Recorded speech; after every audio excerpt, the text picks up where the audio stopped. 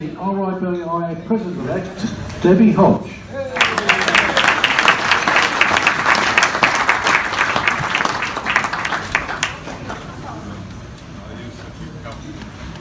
Well, good evening, everyone.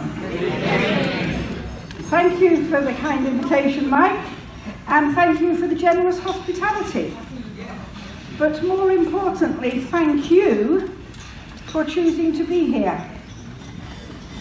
Thank you for choosing to be Rotarians. Rotary is not a date in the diary or an add-on, it's a way of life. Rotary is about being and about doing, not about talking and not about eating. But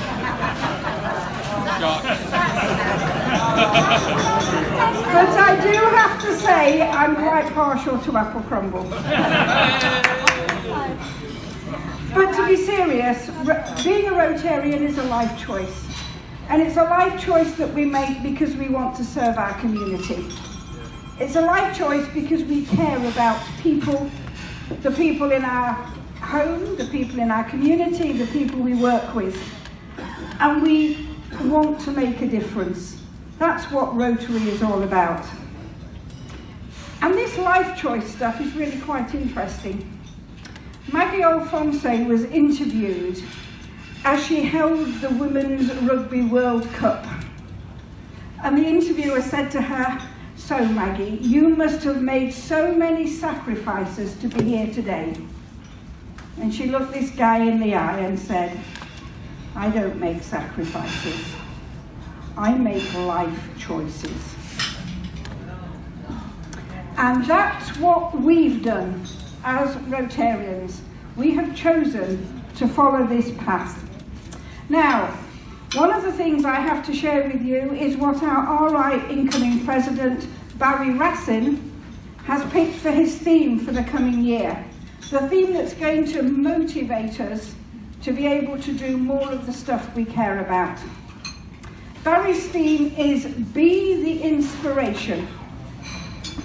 Be the inspiration in your club, in your community, across the world. Be the inspiration to make the world a better place. Be the inspiration that allows other people to join you and make the world a better place. So I thought I'd better work out where my inspiration comes from. My inspiration comes from my children and my grandchildren, and also the fact that I'm getting older. And I'd really like to live in a community where I can get the dementia care I need when I need it. I'd like my children to grow up in a world where they know their community is slave-free. I'd like them to have opportunities not only to thrive and grow into good citizens of the world, but have opportunities to serve the world too. Where our inspiration comes from is vitally important. As Rotary leaders, sometimes the going gets tough, and you have to know why you're in it. So work out what your inspiration is, because as club presidents and club officers, you're going to have to inspire your club, your folk, your team to do that work. Now I've got a question for you. What's the universal language of thank you? It's not a trick question. I'm not asking you to recite 47 languages yet, Helen. It's a smile. It's not a hard thing to achieve, a smile. How many times have you said thank you and had a smile back? It's quite amazing, really. But when you look across the world at the work Rotary does, even if we have a backdrop of clashing plates, It's often the smile that actually motivates and inspires us. You ask Jean Best, when she's working on her peace project, about the smile she sees that comes across a young person's face who speaks out for the first time. You ask Milton Frary from the Wheelchair Foundation what it feels like to see that smile across a father and son's face when the son is mobile for the first time, when that gift of a wheelchair means he can go to school. Think of the smile that comes across that person who's been out in the streets all day and gets something hot from the soup kitchen. Those smiles remind me that all the little things we do and all the big things we do in Rotary really do make a difference.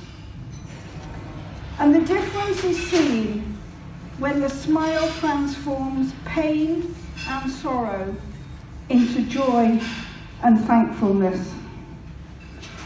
And to me, that's what Rotary is all about. Putting a smile on every face, in every place. And I know there are people here who do all sorts of work in the community, and you will know what it feels like to get that smile. The Dementia Cafe, the Christmas lunch, you know what it's like. The problem is, not every Rotarian gets involved enough to get the smile. And if every Rotarian got involved and got the smile, they might just understand what Rotary is about. And if we begin to understand what Rotary is about, and we sort of get it, then we might smile a bit more often. And then, as people of action, might turn into people of passion that really start talking about what we're doing. Most clubs do a Christmas collection, and the local community knows that, well, Rotary's always outside Tesco's doing the collection. But the community doesn't know necessarily that there's a memory cafe, or there's a reading programme in the school, or there's a soup kitchen, or there's a nature working party at the local nature reserve. They don't know all that because nobody ever talks about it. And if we can actually get Rotarians to understand and feel passionate about what they're involved with, they will talk about it. And when they talk about it, other people might join in. And you've all heard this before, because I'm talking about Mike Hodge's 3 Ps. People, projects, PR. If you've been in a club when Mike's done his governor's visit, you've heard it. It's not difficult. And those 3 Ps represent the 3 strands of the strategic plan that goes right from the top right to the bottom of our organisation. We have to build and strengthen clubs, we have to tell our story, and we have to do sustainable humanitarian service. It's not hard. Why do we make it so complicated? Well, I know there's things like health and safety. They can cause us a bit of aggravation. But most of the time, it's because we don't share and we don't talk and people don't get involved. So it's a simple recipe. Make sure that we tell our story. Make sure that people know what we're doing, and make sure that we worked together to make it happen.